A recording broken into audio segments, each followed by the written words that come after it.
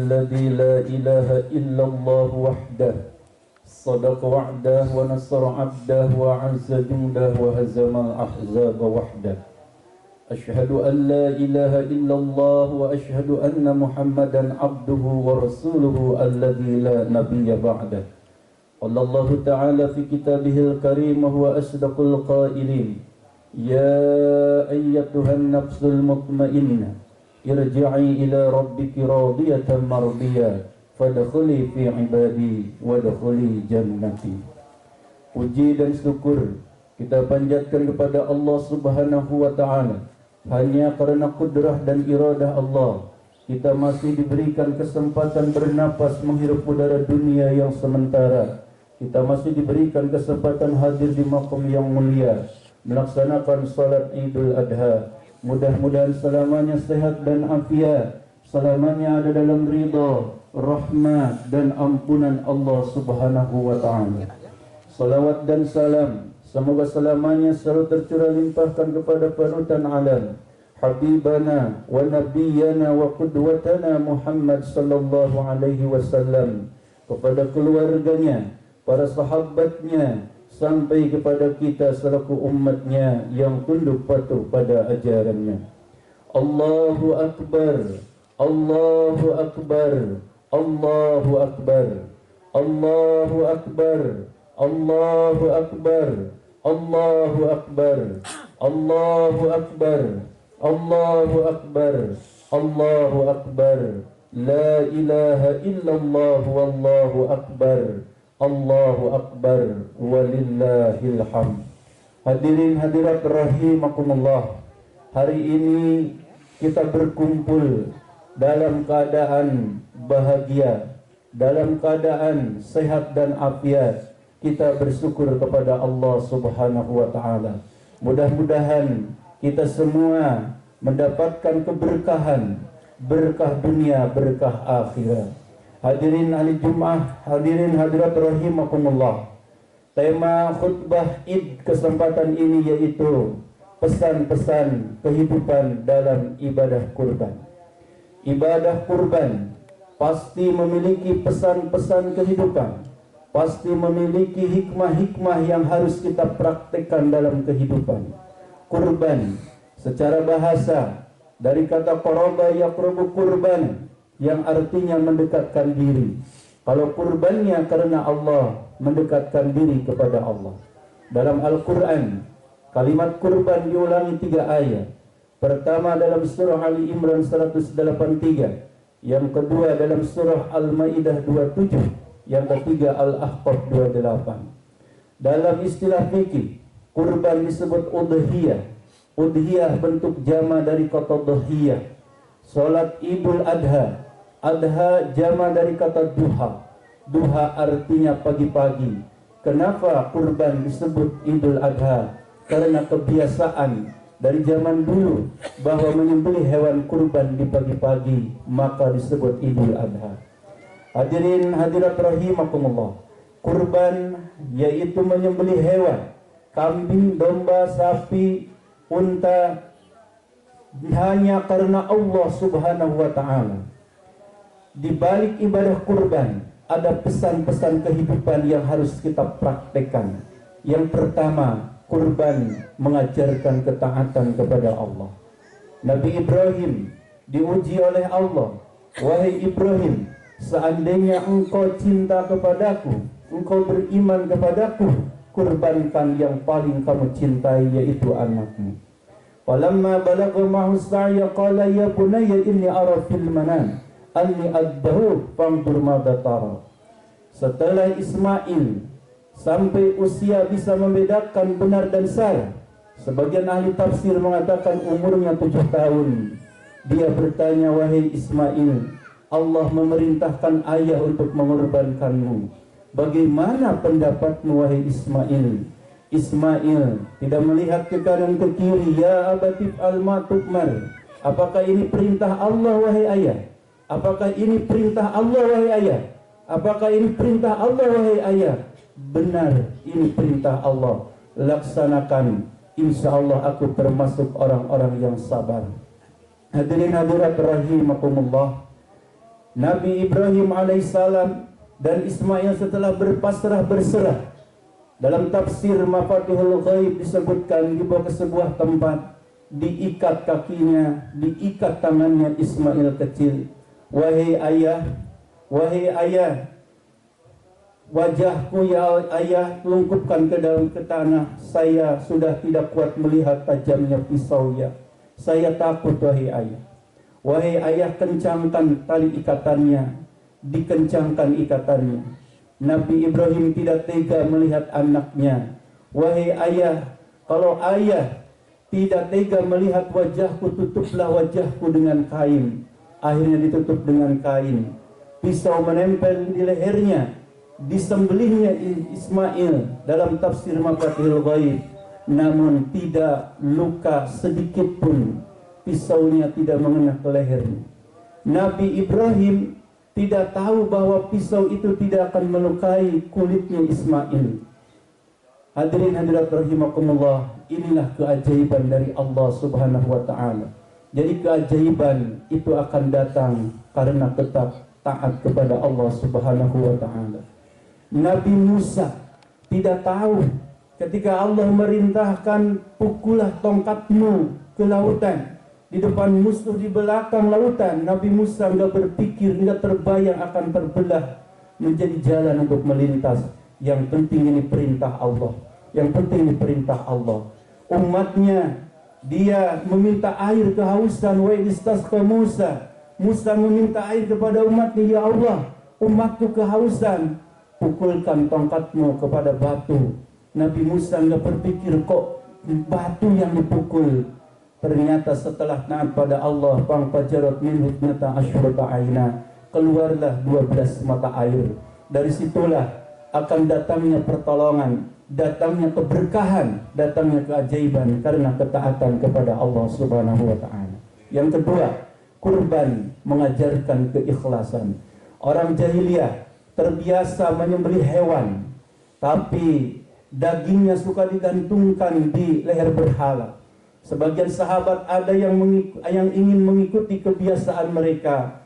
Turunlah wahyu Allah, Quran surah Al-Hajj 37. La yanalallaha luhumuha wala dimauha walakin yanalut taqwa minkum. Tidak akan sampai kepada Allah daging-dagingnya, darah-darahnya, tapi akan sampai kepada Allah itu ketakwaan kalian. Maksudnya keikhlasan kalian. Allah tidak melihat wujud materinya, tapi Allah akan melihat bagaimana getaran hatinya, apa yang ia niatkan. Hadirin hadirat rahimakumullah, kurban mengajarkan keikhlasan. Apa itu ikhlas? Ikhlas itu dari kata khulusa. Khulusa itu artinya bersih, artinya murni, tidak ada campuran.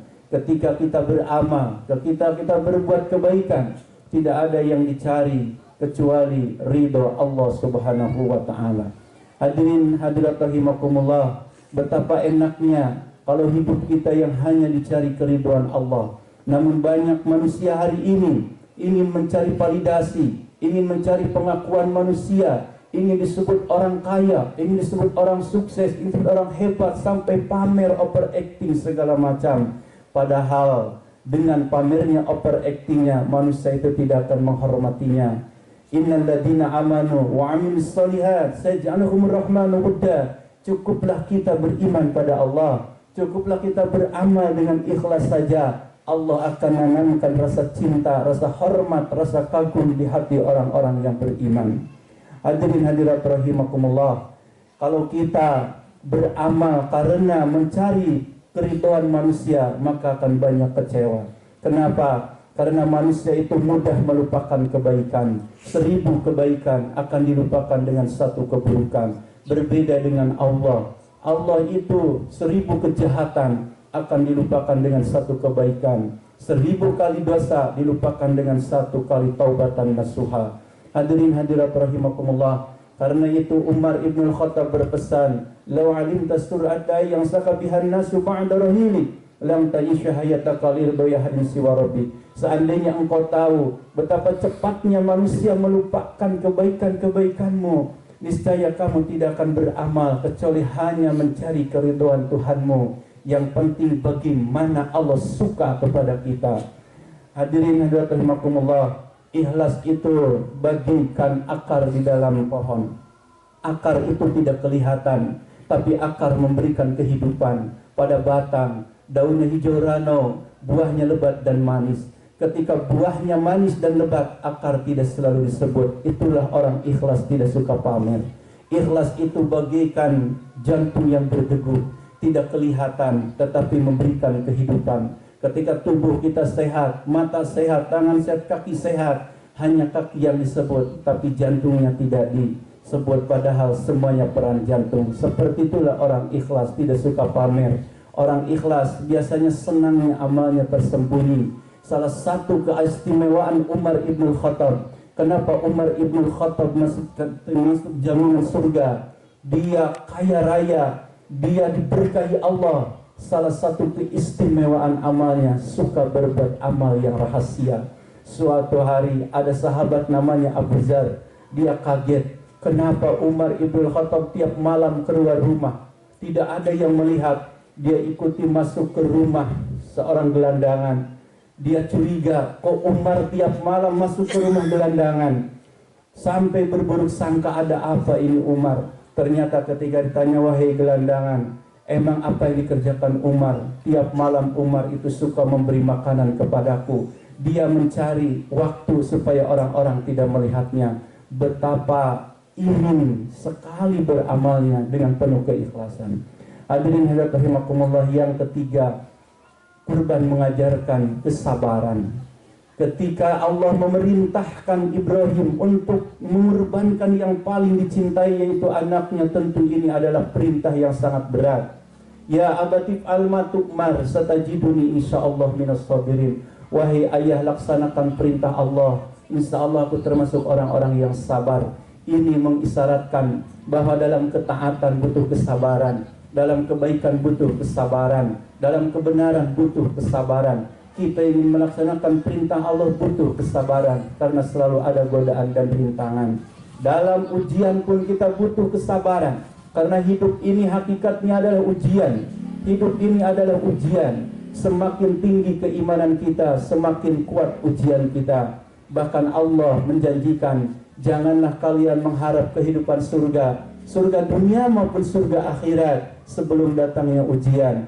Am hasibtum an tadkhulul jannah wa lam ya'tikum mathalul ladzina khalu min qablikum masatumul ba'sa wad dharra wa zulzilu hatta yaqula ar-rasul wal ladzina amanu ma'ah mata nasrullah ala inna nasrallahi qarib. Kenapa kalian menyangka kalian akan merasakan kehidupan ini surga, padahal belum datang ujian? Seperti umat-umat yang terdahulu, ada 3 level ujian. 1, al-ba'sa. Kata Imam As-Sa'di, al-ba'sa itu al-faqru, ujian ekonomi, ujian finansial, ujian keuangan. Tapi ingatlah para ikhwan, ujian ekonomi ini adalah ujian yang paling rendah. Kalau kita diuji dengan ekonomi, ini ujiannya nyantai saja, ujiannya masih rendah. Yang kedua, wad-dharra. Apa ad-dharra? Itu al-amrad, penyakit. Ini mulai udah agak berat. Yang ketiga, wazulzilu, diguncangkannya hati. Hatta yaqula rasul walladzina amanu ma'ah.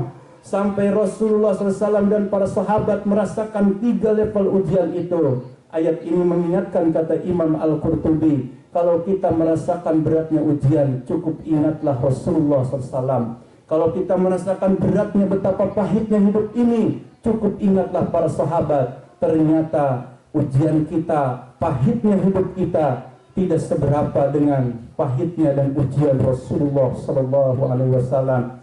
Dan ingatlah, ketika ada ujian, mata nasrullah ala inna nasrullahi qarib. Pasti Allah akan menolong, pasti pertolongan Allah itu dekat. Hadirin hadirat rahimakumullah, hidup ini adalah ujian. Hidup ini adalah tempatnya masalah. La tastaghribuku al-aqdar madumta fi hadhihi dar. Kata Imam Ibnu Athaillah, jangan kaget kalau kita ada masalah di dunia, karena memang tempatnya masalah. Tidak penting seberapa banyak, seberapa besar masalah, tapi yang paling penting bagaimana masalah itu menjadi kebaikan. Bagaimana masalah itu kita konversi menjadi amal soleh. Bagaimana masalah itu kita konversi menjadi jalan wasilah mendapat ridha Allah, sehingga kehidupan kita surga, surga dunia maupun surga akhirat. Bagaimana supaya masalah jadi kebaikan? Tentu dengan kesabaran. Innallaha ma'as sabirin. Allah menyertai orang yang sabar. Man sabara dhafira, siapa yang bersabar akan beruntung dunia dan akhiratmu. Yang keempat, kurban mengajarkan berbagi kebaikan. Hadirin hadirat rahimakumullah, kurban itu melatih tarkut tamaluk, melepas kemelekatan. Kurban itu melatih letting go, melepaskan rasa kepemilikan. Kadang kita memiliki rasa memiliki, padahal kita ini tidak punya apa-apa. Ruh kita milik Allah, jasad kita milik Allah, harta kita milik Allah, keluarga kita milik Allah, bahkan napas kita pun milik Allah. Karena napas milik Allah, kita menghirup harus dikeluarkan. Napas mengajarkan bahwa hidup ini adalah pinjaman, bukan milik kita. Kalau Allah sudah memanggil, sudah kita tidak punya apa-apa. Hadirin hadirat rahimakumullah, apa yang kita keluarkan di jalan Allah, itu Allah akan membalasnya. Wa ma anfaqtum min syai'in fa huwa yukhlifu. Apa yang kalian keluarkan di jalan Allah, pasti Allah akan membalasnya. Dan Allah itu kalau membalas bukan satu dibalas satu, tapi satu dibalas 700 kali lipat. Ghafurun syakur. Hadirin hadirat rahimakumullah, rezeki itu bagikan napas. Kalau kita napas menarik, pasti harus dikeluarkan. Itulah kehidupan. Kita menarik tapi tidak dikeluarkan, itu pasti terasa sesak napas dan akhirnya kematian. Yang kedua, rezeki itu seperti tanaman. Apa yang kita tanam itu pasti akan tumbuh dan akan membesar dan akan semakin banyak. Ada hukum alam namanya hukum tabur tuai. Siapa yang menabur pasti akan menuai, dan apa yang kita tuai pasti lebih banyak dari apa yang kita tanam. Yang ketiga, rezeki itu seperti air. Semakin banyak air dialirkan, maka akan semakin bibitnya semakin banyak. Seperti itulah kehidupan. Hadirin hadirat rahimakumullah, kadang ada istilah fix and give. Ini adalah ajaran dari kapitalis. Menerima dulu baru memberi. Nah, ini salah. Konsep Islam bukan seperti itu, tapi give and take, memberi dulu baru menerima. Kenapa? Karena hidup memberi sama dengan menerima. Semakin banyak memberi, semakin banyak menerima. Dalilnya apa? Wa man yashkur fa innama yashkuru li nafsihi wa man kafara fa inna lahu ghaniyyun hamid. Ini hukum Allah. Kalau kalian berbuat baik pada kalian. Kalau kalian berbuat buruk kepada kalian. Tidak berpengaruh kepada Allah. Hadirin hadirat rahimakumullah, kita kalau ingin bahagia, ya berikan kebahagiaan pada orang lain. Kita kalau ingin mulia, berikan kemuliaan kepada orang lain. Bukannya fix and give. Kalau ingin mulia, tolong muliakan saya. Kalau ingin bahagia, tolong dong bahagiakan saya. Itu tidak akan bahagia. Hadirin hadirat rahimakumullah. Yang kelima, kurban mengajarkan memotong sifat-sifat hewan. Kita zahirnya menyembelih hewan, tapi dalam hidup kita harus bisa memotong sifat-sifat hewan. Imam Al-Ghazali dalam Ihya Ulumuddin mengatakan bahwa dalam diri manusia itu diantaranya ada sifat rububiyah, saifaniyah, sabu'iyah dan bahimiyah, dan ada sifat kebinatangan, bahimiyah dan sabu'iyah. Apa sifat binatang? Diantaranya rakus, serakah. Itu sifat hewan. Hadirin hadirat rahimakumullah, orang serakah ini pasti celaka. Kenapa? Akan menghalalkan segala cara. Sikut kanan, sikut kiri, jilat atas, injak bawah. Yang penting duit banyak, akhirnya masuk penjara. Supaya tidak serakah, kita harus qanaah, ada rasa cukup. Hidup tidak akan merasa berkah. Hidup tidak akan merasa berlimpah, pasti ini. Kalau kita tidak memiliki standar cukup. Maka tentukan dalam hidup kita standar cukup. Apa standar cukupnya? Hadirin hadirat rahimakumullah, kalau satu gelas air sudah cukup untuk menghilangkan haus, jangan minta satu ember. Kalau satu gelas air sudah cukup untuk menghilangkan haus, jangan minta satu kolam, itu akan tenggelam. Hadirin hadirat rahimakumullah, tidak punya malu, itu sifat binatang. Iri, dengki, benci, egois, marah, itu sifat binatang yang harus kita sembelih.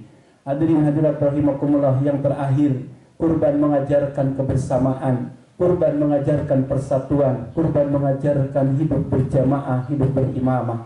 Ibadah kurban tidak bisa dilepaskan dengan ibadah haji. Hari ini jutaan kaum muslimin dari penjuru dunia berkumpul di satu tempat, menyembah Allah yang sama, menghadap kiblat yang sama, berkumpul di tempat yang sama, melafalkan talbiyah yang sama. Ini pesan kehidupan bagi kaum muslimin, bahwa muslimin ini harus bersatu, muslimin ini harus berjamaah. Karena tidak ada kemuliaan, karena tidak ada kebahagiaan, tidak ada keberkahan kecuali hidup kita harus berjamaah. Ini fitrah manusia, fitrahnya alam semesta ini berjamaah. Makanya Rasulullah SAW mengatakan, man arada buhatal jannah falyalzamil jamaah. Siapa yang ingin merasakan kehidupan ini surga, maka tetaplah dalam al-jamaah. Kita tidak berpikir, tidak banyak berlogika, cukuplah seperti Ibrahim. Ini perintah Allah, ini perintah Allah, ini perintah Allah. Iya, ini perintah Allah, wahai nak, udah laksanakan. Ketika Musa, ini perintah Allah, ini perintah Allah, mukul tongkat ke lautan, udah laksanakan.